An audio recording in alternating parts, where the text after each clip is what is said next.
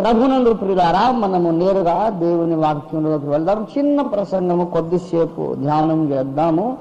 మొదటి యోహాను పత్రిక 3వ అధ్యాయము 1వ వచనము మనం చదువుకుందాం. నేనే చదువుతున్నాను, దయచేసి గమనించి వినండి.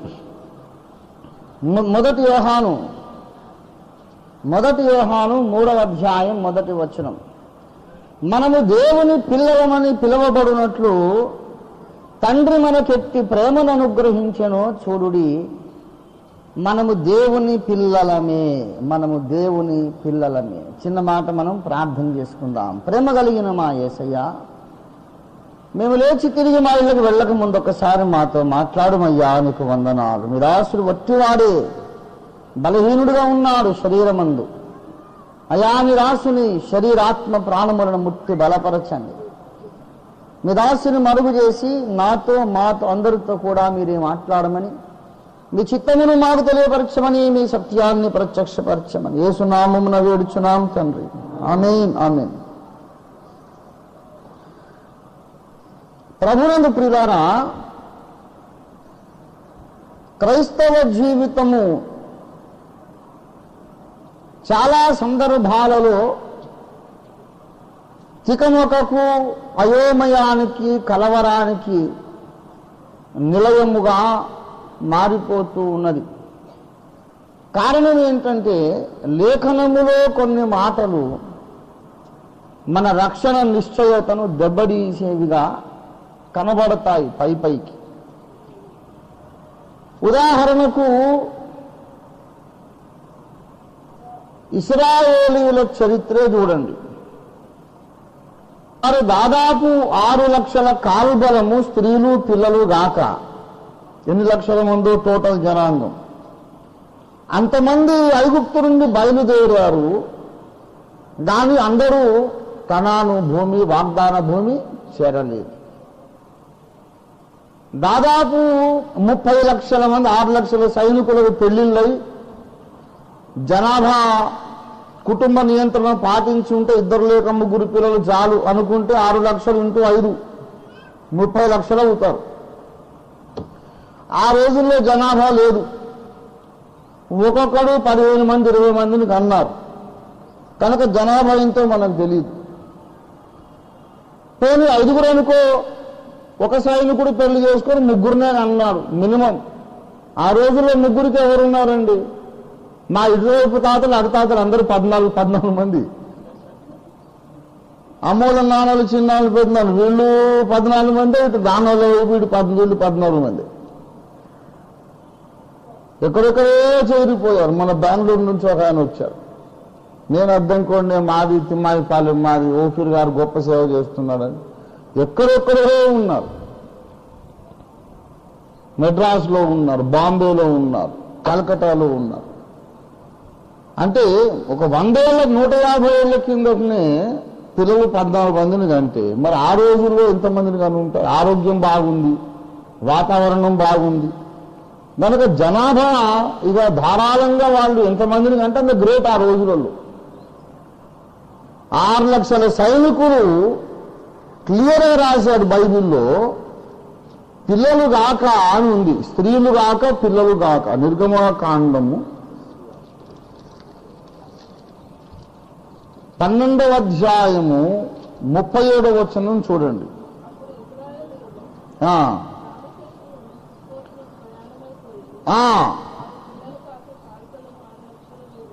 6 లక్షల వీరులు, సైనికులు. వాళ్ళు ఎవరు? వాళ్ళు పిల్లలను లెక్క పెట్టలేరు.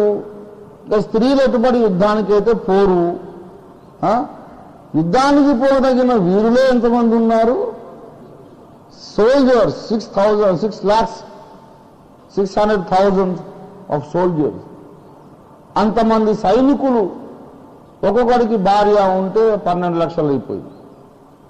3 పిల్లలు ఉంటే 30 లక్షలు అయిపోయింది. ఇన్ని లక్షల మంది బయలుదేరితే బయలుదేరిన వారిలో 2 కనాను భూమిలో ఉన్నారు. మిగిలిన వాళ్ళందరూ అరణ్యంలో రాలిపోయారు. ఈ సంగతి చెబుతూ మరి పౌలు భక్తుడు అంటాడు, ఈ సంగతులన్నీ దృష్టాంతముగా వారికి సంభవించి యుగాంతమందున్న మనకు బుద్ధి కలుగుటకై వ్రాయబడెను. 1 కొరింథీ పత్రిక 10వ అధ్యాయం 11వ వచనంలో. అలాగే యూదా భక్తుడు రాసిన చిన్న పత్రిక 5వ వచనంలో మీరు చూస్తే, ప్రభువు ఐగుప్తులో నుండి ప్రజలను రక్షించినను నమ్మకపోయిన వారిని తరువాత నాశనము చేసెను. ఈ సంగతి నేను మీకు జ్ఞాపకము చేయగోరుచున్నాను కదా, యూదా 5వ వచనం. కాబట్టి ఇప్పుడు మనం అందరం ఐగుప్తులో నుంచి బయటకు వచ్చాము, ఈ లోకమని అరణ్యములో యాత్ర చేస్తున్నాము, అందరము కలలు కంటున్నాం పరలోకం అనే కణానుకు వెళతామని. కానీ 30 లక్షల మందిలో ఇద్దరే పరలోకానికి వెళ్ళేటట్టుంటే మనలో ఎంతమంది పరలోకానికి వెళ్తాము? ఇది చాలా నిరాశాజనకమైన విషయం. ఏమండి, ratio 30 lakhs is to 2 is to 30 lakhs. ఇద్దరు పరలోకానికి వెళ్తే 30 లక్షల మంది నరకానికి వెళ్ళిపోతున్నారు. ఇప్పుడు మొత్తం లోకములో ఉండే క్రైస్తవ జనాభా మొత్తములో ఈ ఎంత శాతము? 100కి 2 కాదు, 1000కి 2 కాదు, 1,00,000కి 2 కాదు, 10 లక్షలకి 2 కూడా కాదు, 30 లక్షలకి 2. ఇక మనలో ఎంతమంది పరలోకానికి పోయేటట్టు? మనం ఎందుకొరకు ఇన్ని బాధలు పడి ఎర్రటి ఎండవేళ ఈ డాంబర్ రేకుల కింద ఈ బోధలని వింటున్నాము? ఇంత తిప్పలు పడ్డ తర్వాత కొంపదీసి మనం పరలోకానికి పోలేదనుకో, మనం నరకాన్ని పోయి ఏమనుకుంటామంటే, అన్నాయి ఎందుకన్నా అనవసరంగా కాపే చచ్చిపోయి కూర్చుంటుంది, లోకమన్నా ఎంజాయ్ చేయకపోతుంది కదా, వేస్ట్గా ఎందుకు అని అనుకుంటాము. కనుక మరి ఇప్పుడు మనం పరలోకానికి వెళ్ళేది ఎవరు, ఎంతమంది? దేవుడు ఇంకా కఠినుడా? ఒక్కోసారి కొంచెము అనుమానము, బాధ కలుగుతుంది. ఎవరు పరలోకానికి వెళతారు? నేను పరలోక రాజ్య వారసునేనా కాదా అనే ఒక ప్రశ్న అప్పుడప్పుడు మనలో తలెత్తుతుంది. సాతానే అలాంటి ప్రశ్న పుట్టిస్తాడు. నువ్వు పరలోకానికి వెళ్ళవు పిచ్చోడా, ఏదో పత్యం చేస్తున్నావు మంచిగా అనుకుంటున్నావు, నీకంటే మహానుభావులు జారిపోయారు, నువ్వు పెద్ద మనగాడు పట్రా, నువ్వు అట్లా కలలు కనుక్కు. నీలాంటి వాళ్ళు బోల్డ్ మందిని చూశాను నేను, ఎంతోమందిని పడేశాను. అప్పుడప్పుడు తప్పులు చేస్తున్నావా లేదా నువ్వు? ఇక నా బిడ్డవేనా? దేవుని బిడ్డవు ఎక్కడ నువ్వు? నువ్వు అన్ని కలలు కనుక్కు, నువ్వు పరలోకానికి పోయలేదు, ఏమీ లేదు. ఇశ్రాయేలు గుర్తుకు రాలేదు నీకు? ఒకరు సణిగినందుకు సంహారకుని చేత నశించింది, ఒకరు మాంసాపేక్ష చేత నశించింది, రకరకాలుగా చావులో కొందరు పాపం చేసి నశించింది, వ్యభిచారం చేసి, వాళ్ళేమో తిరుగుబాటు చేసి కోరహు బృందము పాతాళం పాలైపోయారు. ఇట్లా ఒక్కొక్కరు రకంగా చచ్చిపోయారు. నువ్వు కోరహు టీంలోకి రావచ్చు, లేకుంటే ఆ వ్యభిచారం చేసినటువంటి బిలాము బోధ విన్న టీంలోకి రావచ్చు, లేకపోతే సణిగిన వాళ్ళ లోపలికి రావచ్చు. నేను ఎక్కడున్నా ఒకటి ఇరికించి నేను పరలోకానికి పోకుండా చేస్తాను. కాబట్టి ఎందుకు అనవసరంగా మార్నింగ్ షో పోయి కూర్చోక, ఎందుకురా చర్చి, వేస్ట్ అని దుష్టుడైనటువంటి అపవాది మనలను నిరాశపరుస్తూ ఉంటాడు. కనుక అప్పుడప్పుడు మన రక్షణానుభవమును నిర్ధారణ చేసుకోవడం కూడా అవసరమే. మనము దేవుని పిల్లలనే అని అఫర్మేటివ్ స్టేట్మెంట్ ఇచ్చాడు. దేవుని స్తోత్రం కలిగింది కాక. ఈ ఫాల్ట్ కాదు వాడు, ఎన్నన్నా మాట్లాడని సైతాన్ వాడు. నాకు వాని మీద ఎక్కడ లేనంత కోపం ఉంది, వాడు నాకు దొరకాలి కానీ రోకలు బండేసి సావచిత్త కొడతావని. I have the grudge and ఏమంటారు, పగనేమంటారు, revengeful attitude and anger against him. దొరికితే కనుక వాడు అయిపోయిండే. దేవుని బిడ్డలారా, యేసు రక్తము చేత కొనబడి కడగబడిన మన మీద వాడు ఎంత దారుణంగా దాడులు చేస్తున్నాడో, దేవుని కార్యాన్ని ఇంత పాడు చేస్తున్నాడు గమనించినప్పుడు వాని మీద ఎక్కడ లేని కోపం వస్తుంది. సైతాన్ మీద కోపం లేనోడు సత్క్రైస్తవుడు కాడు. నేను చెబుతున్నా వినండి. సైతాన్ మీద కోపం లేనివాడు మంచి క్రైస్తవుడు కాదు. అయ్యో పాపం అనకండి వాడిని, కొంపలు అంటుకుపోదు. అదే మనం చెడిపోవడానికి కారణం. ఓసారి ఒక సహోదరుడు నాతో మాట్లాడుతున్నాడు, అంతగానో వాడు యుగ యుగాలు సేవ చేసిన వాడిని కొద్దిగా వాడి లోపలేదో అనుకున్నాడట, నేను ఈయన కంటే పైన ఉండాలని. ఆ మాత్రానికే వాడిని అంత నాశనం చేయాలన్నా వాడిని మళ్ళీ రిపెంటెన్స్కి అవకాశమే లేకపోయా. ఎంతన్నా సైతాన్ని దేవుడు చాలా కఠినంగా శిక్షించాలనుకుంటున్నాడు. మనలో పాపాలు చేస్తే దేవుడు దావీదు చేశాడు, సంసోను చేశాడు, క్షమించాడు కదా. మరి వాడు హృదయంలో అనుకున్నాడు అంతే, ఒక్క దెబ్బలు పడేశాడు. మరి ఇంత కఠినమా?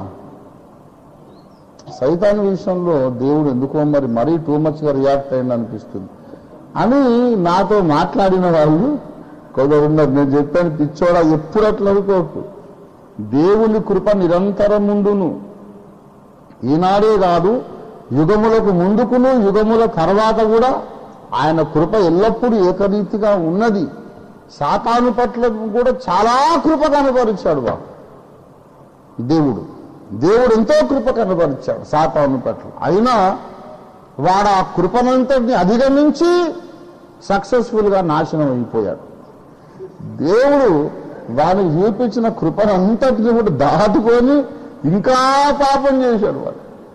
వాడిని దేవుడు నిత్యనాశనానికి నియమించాడంటే ఒట్టిగానే నియమించలేదు. వారు చేసిన తప్పులు మామూలు తప్పులు కాదు.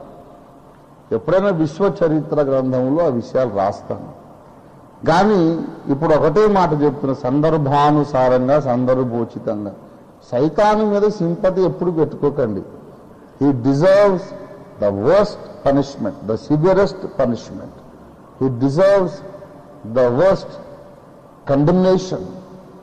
వాణ్ణి అస్సలే మాత్రం కూడా అయ్యో పాపం అనకండి, అదే నీ మొదటి పాపం అవుతుంది. గమనించాలి.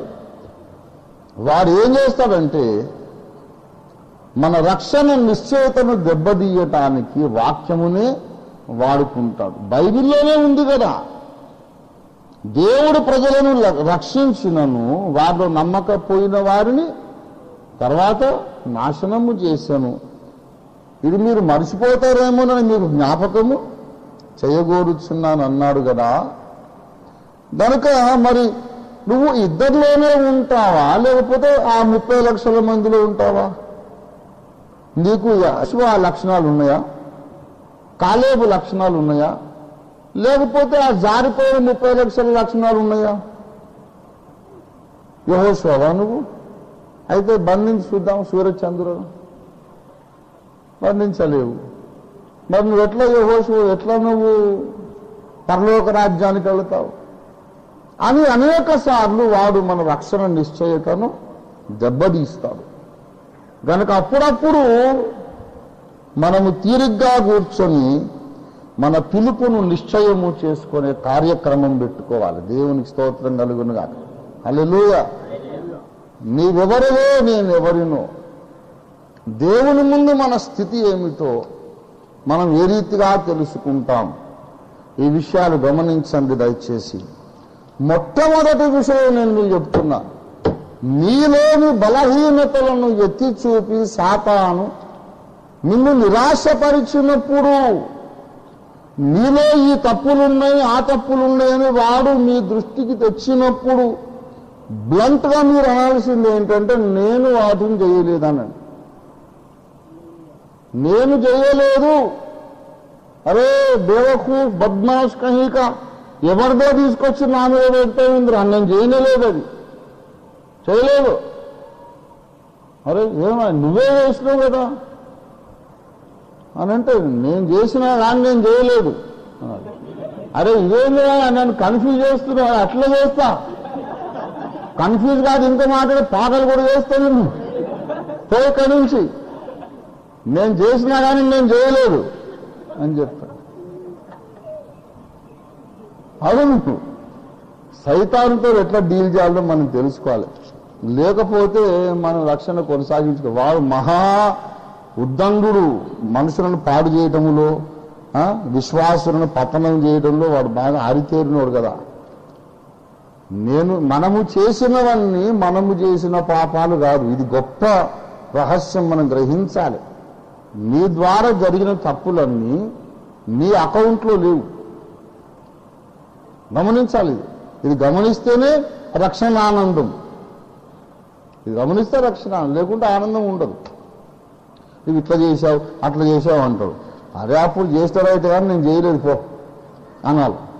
రోమాపత్రిక 7వ అధ్యాయములో దయచేసి 16, 17 చూడండి. 16, 17 ఇచ్చయింపనిది నేను చేసిన ఎడల ధర్మశాస్త్రము శ్రేష్టమైనదని ఒప్పుకొనుచున్నాను. గావున ఇకను దాని చేయునది నాయందు నివసించు పాపమే గాని నేను కాదు. నాకు ఇష్టము లేనిది నేను చేసినట్లయితే నేను చేసింది నేను కాదది, నాలోనే ఇంకో శక్తి ఉన్నది, పాపము అనే శక్తి ఉన్నది, అది చేస్తుంది కానీ నేను దానిని చెయ్యదు. ఇప్పుడు ఏ వచనం చదవండి. నేను కోరని దానిని చేసిన ఎడల దాని చేయునది నా యందు నివసించు పాపమే గాని ఇకను నేను కాదు. దేవుడు ఎంత కరుణా సంపన్నుడండి, ఆయన కాళ్ళు మొక్కాలి. 24 గంటలు బతుకు కాలం అంతా ఆయన పాదాలు మొక్కినా సరిపోదు.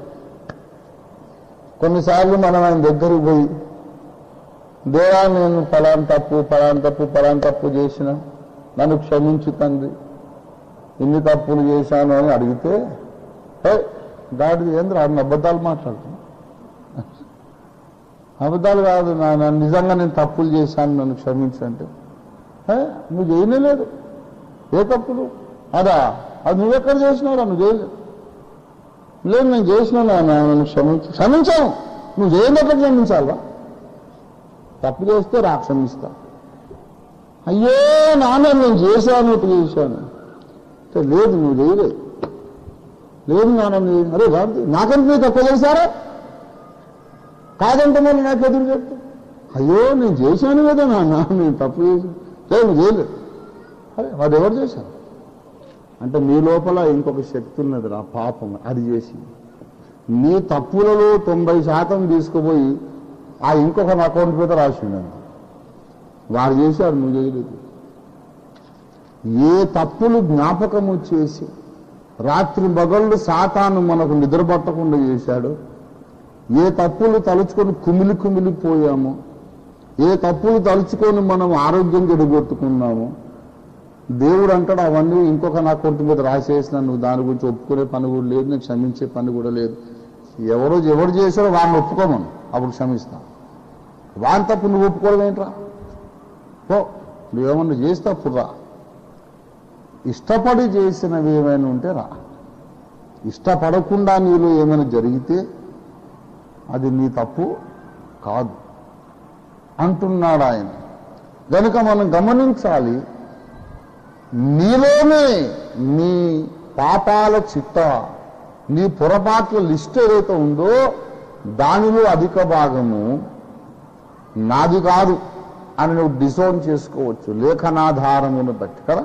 రోమా 7, 16, 17, 20 వచనాలని బట్టి, 16, 17, 19, 20 వచనాలని బట్టి మనవి కాదు, నా తప్పులు మనవి కాదు. బైబిల్లో రాయబడిందా లేదా? నేను చెయ్యగోరనిది చేసిన ఎడల దాన్ని చేయునది నేను కాదు, నాలో నివసించు పాపమే. ఏమండి, నా ఇంట్లో చిన్న ఉదాహరణ చెప్తా. నేను నా ఇంట్లో ఒకరికి నేను ఆశ్రయం ఇస్తాను కదా, నాకు అలవాటు కదా. ఎవరైనా వచ్చి అంకుల్ గారు, అయ్యగారు, నాన్నగారు ఏదో ఒక కలిసిన వరుస ఏదో ఒకటి పిలిచి, నోటుకొచ్చిన వరుస పిలిచి అయ్యా నా నీ ఇంట్లో నాకు ఆశ్రయం ఇవ్వు అని అంటే పాపం నాకు జాలిగుండే, సర్లేరా అమ్మ నాన్న లేరా అంటే లేరను, వాళ్ళు కొట్టారను ఏదో చెప్తాడు. సరే వాడిని నా ఇంట్లో పెట్టుకొని నా కొడుకులాగా వాడిని అన్ని చూసుకున్న తర్వాత వాడు అప్పుడప్పుడు పనుందని బయటికి పోయి వస్తున్నాడు. బయటికి వాడు ఏదో ఒక స్మగ్లింగ్ రాకెట్లో ఉన్నాడు. వాడు నాకు తెలియదు. నా ఇంట్లో వానికి ఆశ్రయం ఇచ్చాను. వాడు గంజాయి స్మగ్లింగ్, ఇంకేదో దొంగ నోట్ల ముఠాలో ఉన్నాడు. నా ఇంట్లో ఉన్నాడు. ఫైనల్గా వచ్చిన తర్వాత పోలీసులు వచ్చి వాడిని పట్టుకుంటారు. పట్టుకున్న తర్వాత కేసు నా మీద రాదు. నేను ఒకటే చెప్తా ఏంటంటే వాడెవడో నాకు తెలియదు. ఒక వారం రోజుల నుంచి వాడు నా దగ్గర లేకపోతే ఒక నెల రోజుల బట్టి ఉన్నాడు. ఆశ్రయం ఇచ్చాను. దేవుని ఇల్లు ఇది, ఎవరికైనా ఆశ్రయం ఉంది. కానీ వాళ్ళు చేసే పాపాలకు నేను బాధ్యుణ్ణి కాదు. ప్రేమించలేదు తప్ప, అట్లయితే దేవుడు మంచోళ్ళని చెడు అందరినీ దేవుడు ప్రేమిస్తూనే ఉన్నాడు. ప్రేమించడం ఎప్పుడూ తప్పు కాదు. Love is never wrong. Love is always pure and holy. ప్రేమ పేరిట పాపం చేసేవాళ్ళు ఉన్నారు, అది వేరే విషయం. కానీ ప్రేమ ఎప్పుడు తప్పుగా దేవుడు ప్రేమయ్యి ఉన్నాడు. కాబట్టి నేను ప్రేమిస్తున్నాను. ప్రేమిస్తే వాడు దాన్ని దుర్వినియోగం చేసుకున్నాడు, నాకు తెలియదు. వెంటనే నేను రాసిస్తాను. దానికి నేను బాధ్యుణ్ణి కాదు. వాడు బయటికి పోయి చేసి వచ్చి మళ్ళీ నా దగ్గర దాక్కున్న దానికి నేను బాధ్యుణ్ణి కాదు. వాడు నా ఇంట్లో వచ్చేమన్నా సరుకు దాచిపెట్టుకుంటే దానికి నేను బాధ్యుణ్ణి. నేను చూడాలి, మరి నా ఇల్లు అయినప్పుడు నేను చూడాలి. ఏం రాదు ఇంతలో చెక్క పెట్ట తెచ్చినావు ఏంటిది అంటే ఏం లేదు డాడీ ఒట్టుగానంటే ఈ బగులుతుంది. ఏం లేదు నా ఇంట్లో ఇంతలో చెక్క పెట్టి దిక్కొచ్చి खोलो निकालो क्या है इसमें दिखाओ, తీస్తే గంజాయి. ఏమ్రా గంజాయి గింజాయి తీసుకో, గాడిద నేనే కంప్లైంట్ ఇస్తాను.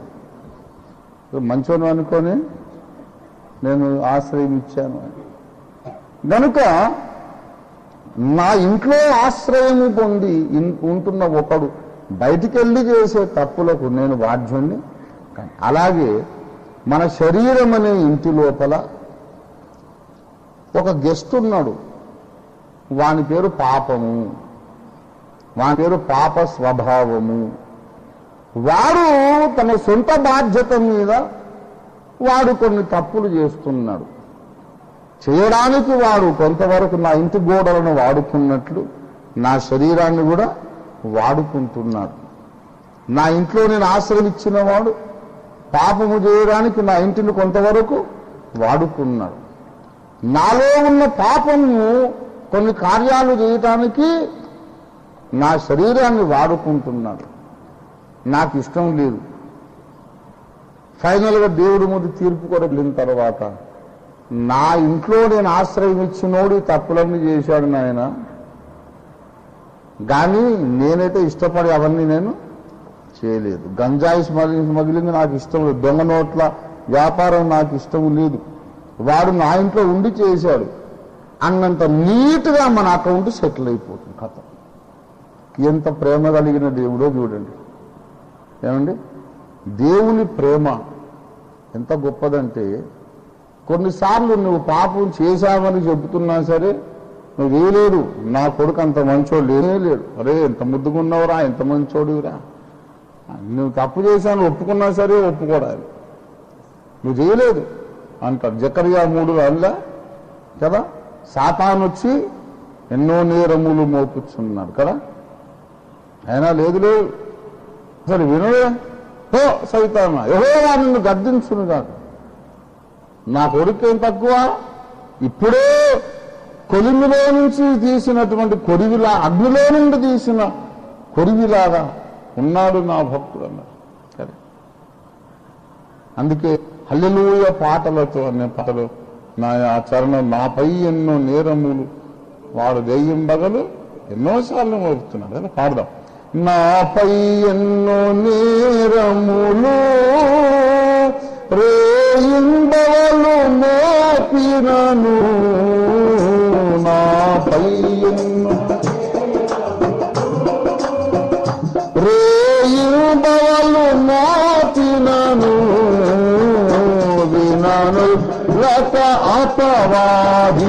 గార్దించి పరిరుద్ధుడి తడనుచును ప్రియమార పలికితివి విననుల్ల కాపవాడిని గర్దించి పరిశుద్ధుడి తడనుచును ప్రియమార పలికితివి హల్లెలూయా పాటలతో ఆనంద గీతాలతో కృపామయుందాని స్మరించి స్తుతింతును కృపామయుందాని స్మరించి స్తుతింతును.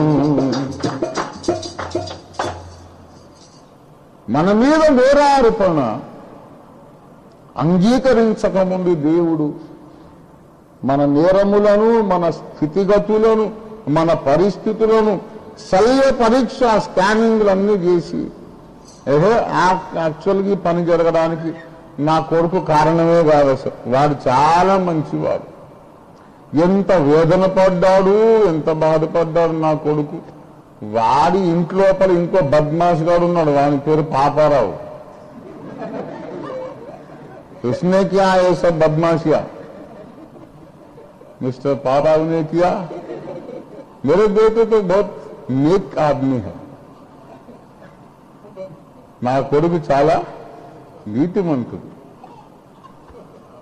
వాని ఇంట్లో ఎవరో ఉన్నాడు, వారు నాకు అరే దేవుడు ఎంత ప్రేమ గలవాడు, దేవుని స్తోత్రం కలిగింది. హల్లెలూయా. ఈ బద్మాష్ గారు మన దగ్గర అంటాడు, నిన్ను దేవుడు పరలోకం తీసుకుపోదు, నువ్వు అది చేసినావు కదా, అది చేసింది వాడు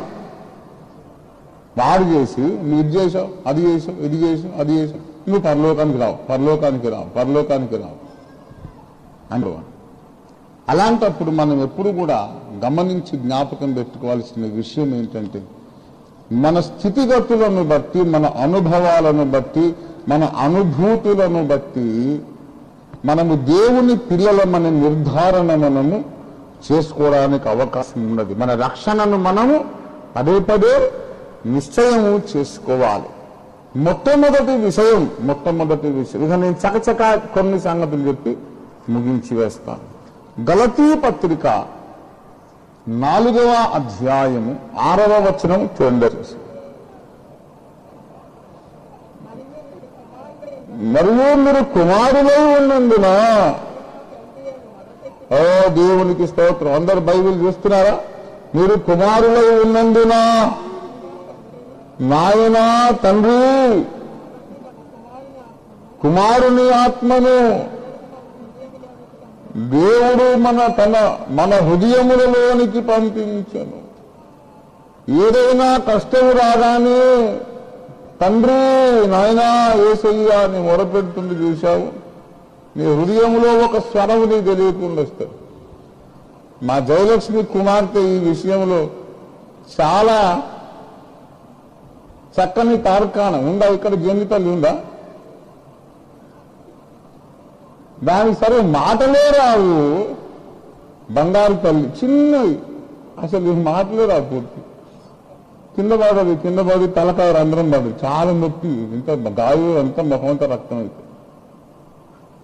బాబాగా అక్కడ యూఎస్ఐ హాస్పిటల్ తీసుకుపోయారు.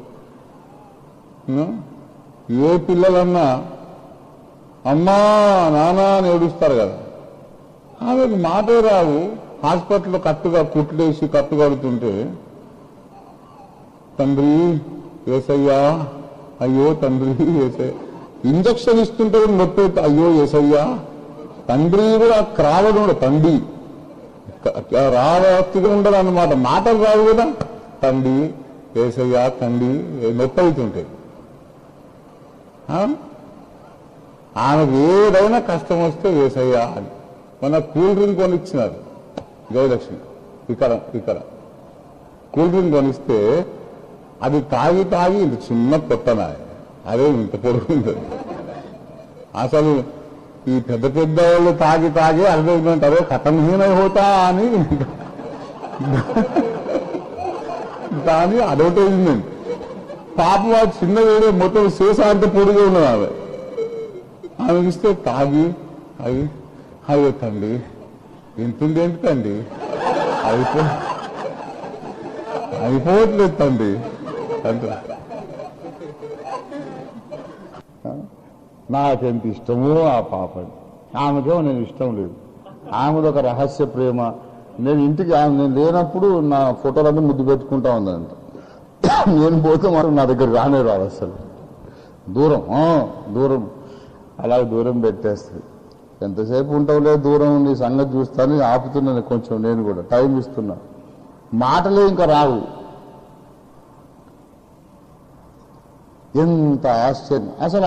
హాస్పిటల్లో నర్సులు వాళ్ళు డాక్టర్లు ఉండి ఇదేం పిల్ల ఈ పిల్ల అమ్మా నేడు వాళ్ళు కానీ ఏసయ్యా నేడుస్తుంది అంటే 5 సంవత్సరాలు ప్రార్థన చేసి అన్నారు ఆ పిల్లను. 5 సంవత్సరాలు ప్రార్థన. అసలు ముందే ఆ పిల్ల ఆ పాప పుట్టినప్పుడే అన్నాను, దేవుని చేత ఆశీర్వదింపబడిన బిడ్డ, ఈమె పెరిగి దేవుని కోసం బ్రతుకుతుంది అని చెప్పి నేను ఆశీర్వదించాను. దేవుని బిడ్డలారా, న్యాచురల్ ఇన్స్టింక్ట్. సాధారణంగా మనం రోడ్డు మీద నడిచేటప్పుడు ఏదన్నా రాయి తగిలింది, బొటన వేలు గోరు లేచిపోయింది అనుకోండి, చెప్పలేని బాధ కలిగి అమ్మా అని అడుస్తాడు.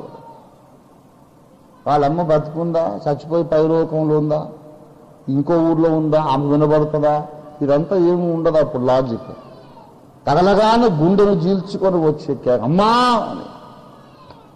జీవితంలో బాధ కలగగానే ఏసయ్యా అనే కేక్ వచ్చిందనుకో, దానికి అర్థం ఏంటంటే మీ లోపలికి దేవుడు ఆత్మను పంపి ఉన్నాడు. ఎందుకనగా మీరు కుమారులై ఉన్నందున అన్నాడు. దేవుని స్తోత్రం కలిగిన గారు ఉందన్నమాట. మీరు కుమారులై ఉన్నందున దేవుడు మీ హృదయములలోనికి తన కుమారుని ఆత్మను పంపెను. Because you are sons already.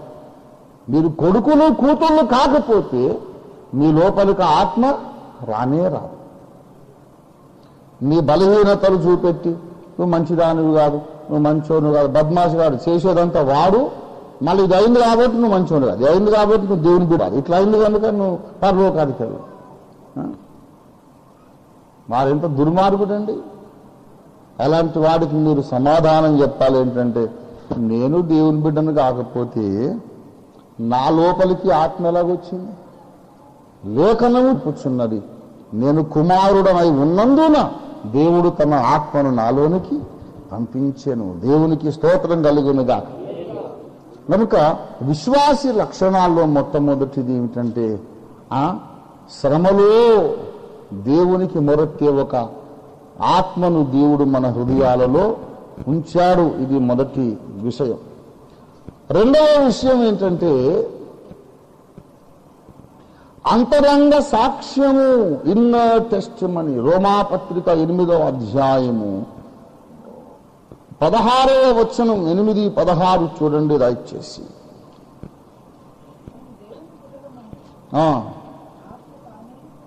మనము దేవుని పిల్లలమని ఆత్మ తానే మన ఆత్మతో కూడా సాక్ష్యమిచ్చుచున్నాడు. ముందు మన ఆత్మ సాక్ష్యమిచ్చుచుండగా దేవుని పిల్లలను మనమని మన ఆత్మ సాక్ష్యం ఇస్తుండగా పరిశుద్ధాత్మ దేవుడు వచ్చి ఆయన కూడా గొంతు కలిపి అవునవునవునవును వీళ్ళు దేవుని పిల్లలే అని ప్రక్కన ఆయన కూడా సపోర్ట్ ఇస్తూ ఉన్నాడన్నమాట. సాక్ష్యము. మొదటి యోహాను పత్రిక 5వ అధ్యాయము 10వ వచనం చూడండి దయచేసి. 5:10. దేవుని కుమారుని యందు విశ్వాసం ఉంచువాడు తనలోనే ఈ సాక్ష్యము కలిగి ఉన్నాడు. దేవునికి స్తోత్రలుగునుగా. హల్లెలూయా. తనలోనే సాక్ష్యం, inner testimony, I belong to God. మరి నేను ఎవరిని చెప్పు? నేను దేవుని బిడ్డవు కాదనుకో, మరి ఎవరివి నువ్వు? నేను ఎవరిని చెప్పు? ఎవరిని? మరి ఆలోచిస్తే నీకు ఇంకో సమాధానం దొరకదు. Definitely you are the child of God. నీవు దేవుని బిడ్డవా కాదా అని తెలుసుకోవడానికి 2 విషయాలు. ఒకటేమో లేఖనము ఆజ్ఞాపించినది నీవు చేసి ఉండుట. అదొకటి. తర్వాత నీ అనుభూతులు, అనుభవాలు, దీన్ని బట్టి మనం ఎల్లప్పుడు ఎప్పటికప్పుడు మనము దేవుణ్ణి పిల్లలమని నిశ్చయపరుచుకుంటూ ఉండాలి, నిశ్చయం చేసుకుంటూ ఉండాలి. మొట్టమొదట అసలు ఫస్ట్ అండ్ ఫార్మోస్ట్ యేసయ్య ఏం చెప్పాడు? నమ్మి బాప్తిస్మము పొందువాడు రక్షింపబడును అన్నాడు కదా. కనుక నిన్ను ఓసారి ఆలోచన చేసుకో. నీవు సువార్తను నమ్మి మారు మనస్సు పొంది ప్రార్థన చేసి వాక్యానుసారముగా బాప్తిస్మము తీసుకున్నావా లేదా? నీకు నువ్వే ఆలోచన చేసుకో. సువార్తను విని నన్ను గ్రహించి నీకు నువ్వే ఆలోచన చేసుకో. నువ్వు బాప్తిస్మము తీసుకొని ఉన్నట్లయితే నువ్వు అనుమానించాల్సిన అవసరం లేదు. ఎందుకంటే నీ వైపు నీ పని నువ్వు కరెక్ట్గా చేసినప్పుడు దేవుని వైపు ఆయన పని కూడా కరెక్ట్గానే చేస్తాడు. నమ్మమన్నాడు, మారు మనసు పొందమన్నాడు, ప్రార్థన చేయమన్నాడు, బాప్తిస్మం పొందమన్నాడు. అవన్నీ నువ్వు చేసినప్పుడు రక్షణ ఇవ్వలేదనుకో యేసయ్య, అప్పుడు యేసు ప్రభు ఏమైపోతాడంటే అబద్ధికుడు అయిపోతాడు, మోసగాడు అయిపోతాడు. ఇది సాధ్యమా? యేసయ్య మోసం చేసే సాధ్యమా? సాధ్యము కానే కాదు. అబద్ధమాడుటకు ఆయన నరుడు కాడు, ఆయన పేరు అబద్ధమాడని దేవుడు. నమ్మి వాక్య ప్రకారము బాప్తిస్మం పొందాను గనుక నేను దేవుని బిడ్డను. సైతానుకు నువ్వు ఇవ్వాల్సిన సమాధానం ఇదే. బేవకూఫ్ ఇక్కడి నుంచి వెళ్ళిపోరా, ఏం మాట్లాడుతున్నావు నువ్వు? నేను దేవుని బిడ్డను గానా? ఫలానా రోజున నేను పశ్చాత్తాపడ్డాను, ఫలానా రోజున నేను నా పాప క్షమాపణ కొరకు ప్రార్థన చేశాను, ఫలానా క్షణమున నేను మారు మనస్సు పొందాను, ఫలానా రోజు నేను ఫలానా దైవజనుడి చేత నీళ్లలో వాక్యానుసారం బాప్తిస్మం పొందాను గనుక వాక్య ప్రకారము నేను ఇప్పుడు దేవుని బిడ్డను అని నీవు వాడికి సమాధానం చెప్పొచ్చు. ఏడబ్ల్యూ టోజర్ గారు ఒక బుక్ రాశారు. ఆ బుక్ పేరు I talk back to the devil. I talk back to the devil. నేను సైతానుకు తిరిగి సమాధానం ఇస్తున్నాను అనే గ్రంథం రాశాడు. అప్పుడప్పుడు సైతానుకు మనం సమాధానం ఇవ్వాలి కూడా, ఎందుకంటే వాడు మనతో నిరంతరం మాట్లాడుతూనే ఉన్నాడు. వానికి సరిగా సమాధానం చెప్పాలి. నేను నమ్మి బాప్తిస్మం పొంది తిని గనుక నేను వాక్యానుసారము దేవుని బిడ్డను. తర్వాత బాధ కలిగినప్పుడు యేసయ్యా అనే కేక లోపల నుంచి వస్తుంది కనుక నాలో ఏమున్నట్టు? దేవుని కుమారుని ఆత్మ ఉన్నది. అది ఎందుకు దేవుడు నాలోని పంపించాడు? నేను కుమారుడనై లేక కుమార్తెనై ఉన్నందునా అని లేఖనం చెబుతోంది. మీలోనికి మీరు చూసుకోండి. అలా ఇంకా ఎన్నెన్నో విషయాలు ఉన్నవి దేవుని బిడ్డలారా. రక్షింపబడిన వాడు దేవునికి లోబడాలి అనే ప్రేరణ, ఇన్స్టింక్ట్ కలిగి ఉంటాడు. దేవునికి లోబడాలి అనే ఆశ కలిగి ఉంటాడు. ఎందుకంటే రక్షణ పొందిన వారిని విధేయత కుమారులు అని లేఖనం పిలుస్తుంది అన్యాపదేశంగా. కొలస్సీ పత్రిక 3వ అధ్యాయము 6వ వచనము చూడండి, రైట్ చేసి. వాటి వలన దేవుని ఉగ్రత అవిధేయుల మీదికి వచ్చును. కొంచెం ఆగండమ్మా. అవిధేయుల మీదికంటే ఫుట్నోట్లో ఏముంది? The wrath of God shall come upon the sons of disobedience, the children of disobedience. దేవుని ఉగ్రత ఎవరి మీదకి వస్తుంది? అవిధేయత కుమారుల మీదకి వస్తుంది. నశించే వాళ్ళు ఏమి కుమారులు? అవిధేయత కుమారులు. అట్లయితే మరి రక్షింపబడిన వారు ఏం కుమారులు? విధేయత కుమారులు, సన్స్ ఆఫ్ ఒబీడియన్స్. మన సహజ గుణము విధేయత, లోబడుట. అసలు లోబడుట అనే మనసు ఉన్నది కాబట్టే మనం బాప్తిస్మం పొందాం. లోబడుటనే మనసు లేకుంటే ఎందుకు పొందుతాము? మనకు అవసరం ఏంటి? ఆయన చెప్పాడు కాబట్టి మనం బాప్తిస్మం పొందాం. దేవుడు చెప్పాడు చేద్దాం, దేవుడు ఆదివారం కూడుకోమన్నాడు కూడుకుందాం. ఈ స్పిరిట్ ఆఫ్ ఒబీడియన్స్ ఎక్కడిది? లోబడదాం అనే ప్రేరణ మనకున్నదంటే మనం ఎవరమన్నమాట అంటే దేవుని కుమారులు. అవిధేయత కుమారులేమో, అవిధేయత కుమారులు అంటే అర్థం ఏంటి? అవిధేయత ద్వారా పుట్టినవారు. విధేయత కుమారులు అంటే అర్థం ఏంటి? విధేయత యొక్క పిల్లలు, విధేయత యొక్క పిల్లలు. మర్చిపోకండి, విధేయత యొక్క పిల్లలు. మన జన్మకు కారణము, మన రక్షణకు కారణము విధేయత, మిస్టర్ ఒబీడియన్స్. మన జన్మకు కారణం విధేయత. ఎవరి విధేయత అంటే యేసు విధేయత. రోమా 5వ అధ్యాయం 19వ వచనం. తొందరగా చదవండి, ముగించేస్తాం.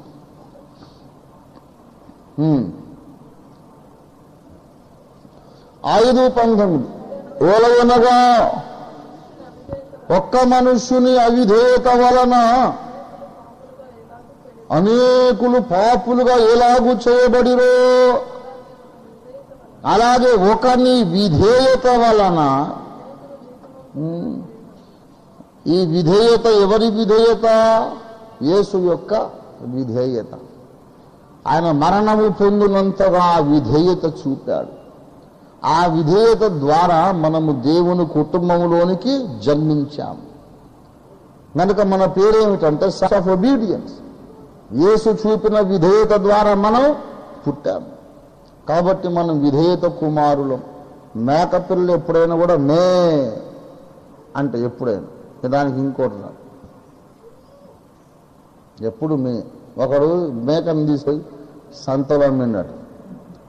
ఇది మాటలు నేర్చిన మేక, ఇది కొనుక్కోండి, ఇది 5,000 రూపాయలు అంటే మేకకు 5,000 ఏందా మరీ దారుణంగా అని అంటే, లేదు ఇది మాటలు నేర్చింది అంటే అట్లా ఇది మాట్లాడించి కొంటాను.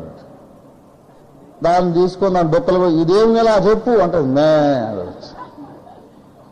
అది ఇంకో మాట చెప్పి అంటే ఏప్రిల్ తర్వాత ఏమొస్తుంది చెప్పు అని డొక్కలు పొడిచేట మే అని. అరే ఇంకోటి చెప్పు అని అంటే డొక్కలు పొడిచి జూన్ కంటే ముందు ఏమొస్తుంది చెప్పు అంటే మే అన్నాడు.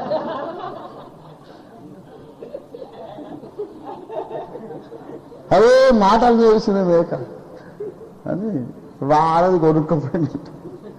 ఎంతమ్మా 3 ప్రశ్నలు కరెక్ట్గా సమాధానం చెప్పింది. కనుక ఇది మాటలు నేర్చిన మేక. ఇంటికి తీసుకుపోయి భార్యకు చూపించాడు. 5,000 రూపాయలు. అది పిచ్చోడు మంచోడు 5,000కి మేకను కొంటాడా? ఎందుకు అంటే ఇది మామూలుగా అదే పిచ్చిదానా మాటలు వచ్చింది దీనికి. ఏంటంటే 3 ప్రశ్నలు అడిగిందంట. ఇదేం లేదా అంటే మే. ఏప్రిల్ తర్వాత ఏమొస్తాక మే. జూన్కి ముందేమొస్తుంది?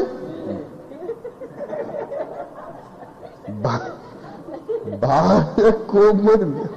అట్లుగా ఇది మాటలు వస్తాయి.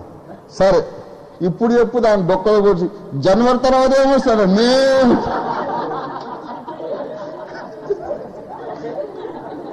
సండే తర్వాత ఏమొస్తాడు మే అంటే ఇంకొకటి రాదు. దానికి మీద ఇంకొకటి రాదు. వచ్చింది ఒకటి మే.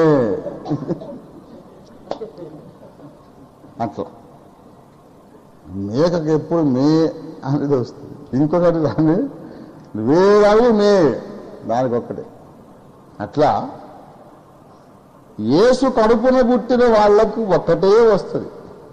ఏంటంటే ఏమన్నా చెప్తే చిత్తము ప్రభువా కథం అంటే ఇంకోటి మాట రానే రాదు. అబ్రహామా నీ కొడుకును బలి అంటే చిత్తము ప్రభువా. అరే ఇంకో మాట రాదా? దమాకు లేదా, ఆలోచన లేదు. ఏమడుగుతున్నాడు నువ్వు అసలు చూడు. 25 సంవత్సరాలు ఎదురు చూచి కొడుకును అన్నావు. నీ చేతులతో వాడిని కాలు చేతులు కట్టేసి నరికి దహనములు చేస్తావా? చేయగలవు అబ్రహాం? ముందే చిత్తం ప్రభు అంటావేమిటి? అరే నాకు భాషే రాదండి. నా హృదయానికి గాయము కానీ, వేదన కానీ, బాధ కానీ, ప్రజల్లో అవమానం కానీ, ఏమన్నా కానీ దేవుడు అడిగాడు. చిత్తము చిత్తము తండ్రి, నీ చిత్తం. దేవుని మాట విందామని ఆశ నీకుందా? దేవుని మాట ప్రకారం బ్రతకాలి అనే కోరిక నీకుందా? దేవుని మాట ప్రకారం జీవించాలనే తీవ్రమైన వాంఛ నీకుందా?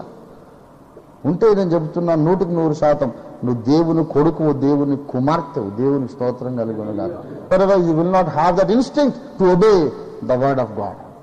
దేవుని మాట వినాలి అనే కోరిక నీకు ఉండదు. దేవుని బిడ్డవు కాకపోతే నువ్వు అవిధేయత కుమారుడివి, అవిధేయత కుమార్తెవు.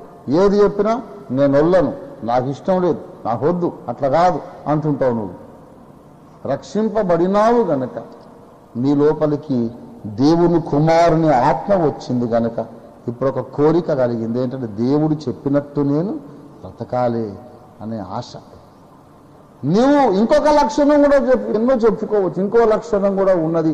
ఏమిటంటే యేసయ్యే నా ప్రభువు అని నువ్వు అంటున్నావంటే నీ లోపల దేవుని ఆత్మ ఉన్నాడు. నువ్వు దేవుని బిడ్డవు. 1 కొరింథీ పత్రిక 12వ అధ్యాయము 3వ వచనం చూడండి.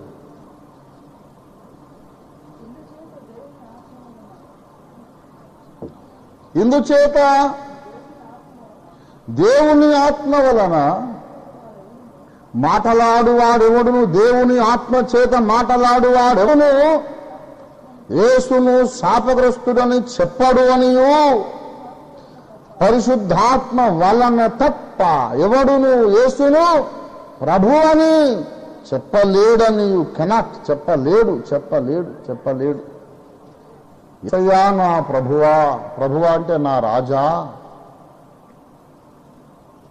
నన్ను ఏలుచున్న నా రాజా, నా ప్రభువా, నా జీవితాన్ని పరిపాలించువయ్యా అనే కోరిక, నా యేసు నన్ను ఏలాలి, ఆయన చిత్తము నాలో జరగాలి అనే పవిత్రమైన కోరిక ఊరికనే కలగదు. నువ్వు దేవుని బిడ్డవు అయితేనే కలుగుతుంది. దేవునికి స్తోత్రం కలుగును గాక. ఇంకా ఎన్నో చెప్పుకోవచ్చు. నువ్వు యేసును ప్రేమించుచున్నట్లయితే నువ్వు తప్పకుండా దేవుని బిడ్డవని అర్థం చేసుకోవచ్చు. If you are loving Jesus, యోహాను సువార్త 8వ అధ్యాయం 42 చూడండి దయచేసి. If you love Jesus then it shows that you are truly the child of God. 8:42. యేసు వారితో ఇట్లనే, దేవుడు మీ తండ్రి అయిన ఎడల మీరు నన్ను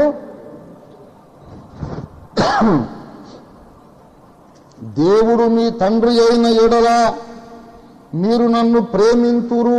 ఇదొక యాసిడ్ టెస్ట్ అన్నమాట. ఎవరెవరు దేవుని కడుపున పుట్టారో, ఎవరెవరు దేవుని గర్భమున జన్మించినారో వాళ్ళందరూ విధిగా ఏం చేస్తారంటే యేసయ్య అంటే చాలా ప్రేమ కలుగుతుంది. వాళ్ళు యేసును ప్రేమిస్తారు. మన అమ్మను, నాన్ను, తోడబుట్టువులను, లేక మన ప్రియమైన పిల్లలను, లేక మన జీవిత భాగస్వామిని తలుసుకుంటే ఎంత మురిపెము, ఎంత సంతోషము, ఎంత హృదయానికి ఆదరణ. మన ప్రియమైన వ్యక్తుల్ని తలుచుకుంటే ఎంత కమ్మగా ఉంటుందో అంతకన్నా 1000 రెట్లు యేసయ్యను గూర్చిన జ్ఞాపకము మధురముగా ఉంటుంది. దేవునికి స్తోత్రం కలుగునుగా. ప్రియమైన వ్యక్తులు కొందరు ఉన్నారు ఈ లోకంలో. వాళ్ళు గుర్తుకు రాగానే మనసు మీద చల్లటి గాలి వీచినట్టు అవుతుంది. ప్రియమైన వ్యక్తులతో మనం గడిపిన రోజులు క్షణాలు గుర్తు రాగానే మంచి సువాసనతో కూడిన గాలి మన మీద వీచినట్టు ఆహా కమ్మగా ఉంటుంది ఆ తలం. ఇంకా కాసేపు ఇదే తలంపులు జ్ఞాపకం చేసుకుంటే బాగుండు అనిపిస్తుంది. మనకు ప్రియమైన వ్యక్తుల జ్ఞాపకాలు మనకెంత మధురమో అంతకంటే మించి 1,00,000 రెట్లు యేసును గూర్చి తలంచుకోవడం మనకు మధురమైన అనుభవంగా ఉంటుంది. దేవుడు మీ తండ్రి అయితే మీరు తప్పక యేసును ప్రేమిస్తారు. దేవునికి స్తోత్రం కలుగునుగా. హల్లెలూయా. చాలా మందికి యేసు అంటే ద్వేషం, యేసు అంటే ఇష్టం లేదు. ఎందుకు? యేసు ప్రభు మీకు ఏం ద్రోహం చేశాడు? మాకు ఇష్టం లేదంతే. ఎందుకు ఇష్టం లేదు? అపవాది మీ తండ్రి కనుక, మీరు నన్ను ఇష్టపడడం లేదన్నాడు. దయచేసి 44 యోహాను 8:44 మీరు మీ తండ్రి యగు అపవాది సంబంధులు, మీరు మీ తండ్రి దురాశలను నెరవేర్చగోరుచున్నారు. యేసు ప్రభువుని వీళ్ళు ద్వేషిస్తున్నారు. అంటే వాళ్ళు ఎవరు? అపవాది యొక్క సంతానము. యేసును ప్రేమిస్తున్నావు అంటే నువ్వు దేవుని బిడ్డవు. యేసే నా రాజు అన్నావు అంటే నువ్వు దేవుని బిడ్డవు. దేవుని మాటకు లోబడాలి అనే ప్రేరేపణ కలిగి ఉన్నావు, నువ్వు దేవుని బిడ్డవు. నువ్వు పాపమును ద్వేషిస్తున్నావు అంటే నువ్వు దేవుని బిడ్డవు. If you hate sin then you are a child of God. ఎందుకంటే రక్షణ పొందిన ప్రతివాడు, దేవుని మూలంగా పుట్టిన ప్రతివాడు పాపము చేయకుండా తన్ను తాను భద్రము చేసుకొనును. He will take that care and precaution.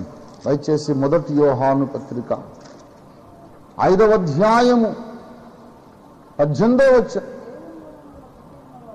దేవుని మూలంగా పుట్టి ఉన్నవాడెవడును పాపం చేయడు.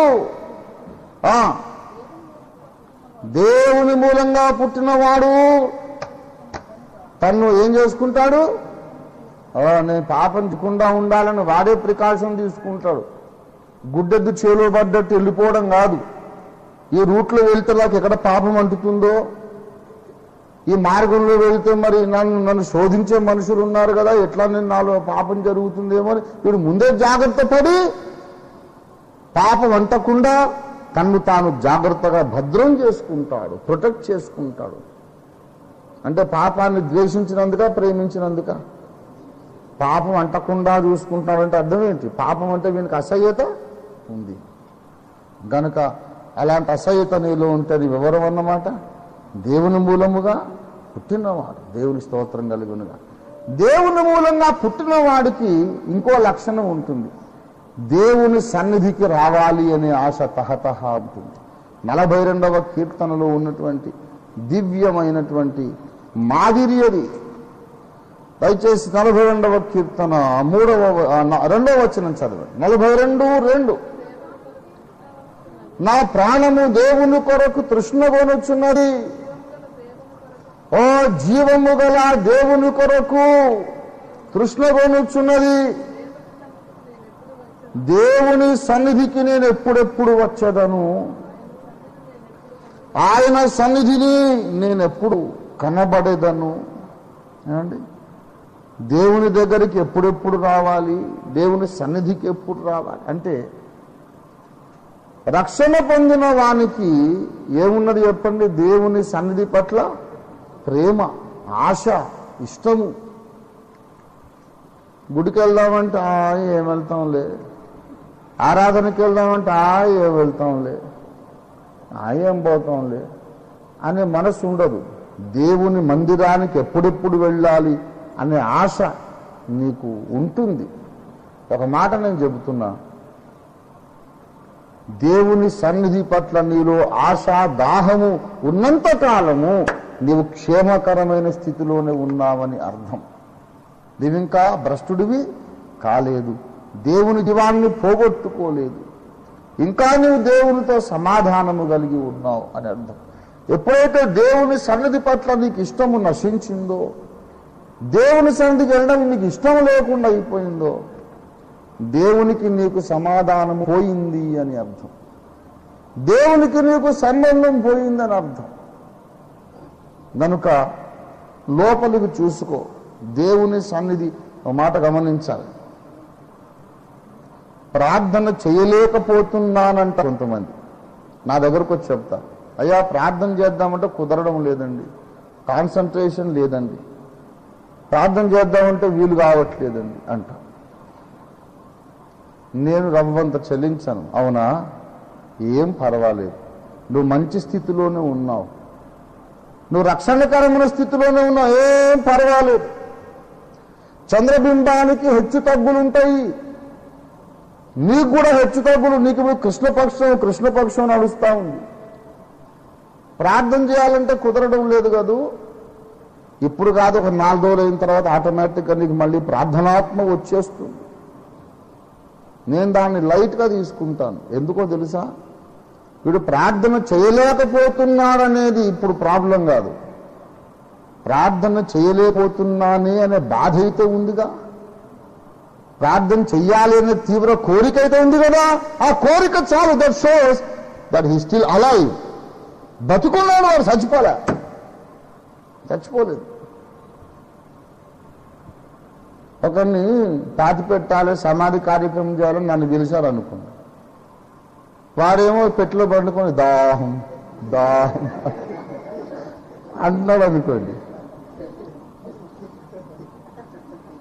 నేనేమో అయ్యో పాపం అంటారా? నేను సంతోషం, అయ్యో దాహం అంటావు. I'm so happy that is not dead. అర్థమైందా? వాడిని పాతి పెట్టడానికి పోయి దాహం అంటుంటే అయ్యో పాపం ఆయనతో నీళ్లు పోసి పాతి పెట్టండి ఆయా పాపం అని అంటామా? అరే बहुत खुशी की बात है, स्टिल హలో जिंदा है अभी, वो मर गया नहीं, वो जिंदा है. బతుకున్నాడు రే, నీళ్లు పోసి లేపండి రా, బొంద పెట్టేవాడు బతుకున్నాడిని అపచారం కాదు, లేపండి.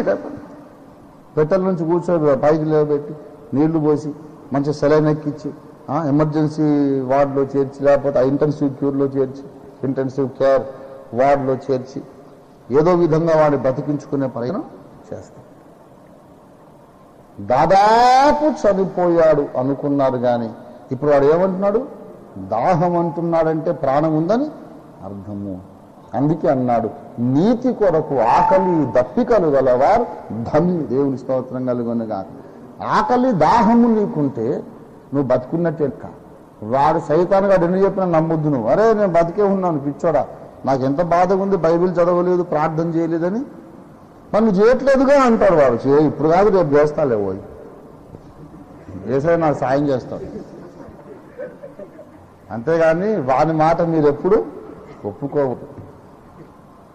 రక్షింపబడిన వారి లక్షణాలు మనలో ఉన్నాయి గనక మనము కనాను చేరే ఇద్దరిలోనే ఉంటాము తప్ప రాలిపోయిన వాళ్ళలో మనం ఉండము. నిరీక్షణ కలిగి ముందుకు సాగుదాం. దేవుని స్తోత్రం కలుగును గాక. కడవరకు నిరీక్షణ కలిగి ఉండండి. ఈ నిరీక్షణ గట్టిగా చేపట్టండి. పరలోకం మనది, మన పౌరస్త్రీ పరలోకంలో ఉన్నది, అనుమానం లేదు. ఆ దుర్మార్గుడు చెప్పే మాటలకు మీరు కృంగిపోవద్దు. లేఖనములో నుండి ఆదరణ పొందండి. ధైర్యంగా మనం ముందుకు సాగుదాం. దేవుడు మనకు సహాయం చేయనుగా. ప్రార్థన చేసుకుందాం. వందనాలు ప్రేమ రూపుడా, నీకు వందనాలు. కృప కలిగిన తండ్రి, నీకు వందనాలు. మమ్మల్ని ఎంత ప్రేమించావయ్యా, నీకు వందనాలు. మేము బలహీనమని మీరు ఎరిగి మమ్మల్ని లేవనెత్తడానికి ఇంతగా మీరు మమ్మల్ని గురించి ఆలోచించి మాట్లాడినారయ్యా, నీకు స్తోత్రం చెల్లిస్తున్నా. ప్రభునందు ప్రియులారా, దేవుడు మనతో మాట్లాడిన మాటలను బట్టి కొద్ది క్షణాలు దేవులో దేవుని స్తుతించండి. ప్రభువా, నేను నీ బిడ్డనని నాకు నమ్మిక కలిగించినందుకు నీకు వందనాలు. అనుమానములు పారద్రోలినందుకు నీకు వందనాలు. నాలో రక్షణ సంతోషము పుట్టించినందుకు నీకు వందనాలు. యేసయ్యా, నీకు వందనాలు. నేను నీ బిడ్డనయ్యా, నీవు నా తండ్రివి, నీవు నా రాజువు, నా హృదయము నీ రాజ్యము తండ్రి. ఓ హల్లెలూయా, హల్లెలూయా, హల్లెలూయా, హల్లెలూయా. ఓ నా జీవితములో నీ కోసము దాహం ఉన్నది, నీ వాక్యము కొరకు ఆకలి ఉన్నది, నీ జీవజలముల కొరకు పరిశుద్ధాత్మ శక్తి కొరకు తృష్ణ ఉన్నది. నీ సన్నిధికి ఎప్పుడెప్పుడు వస్తానా అని ఆశ.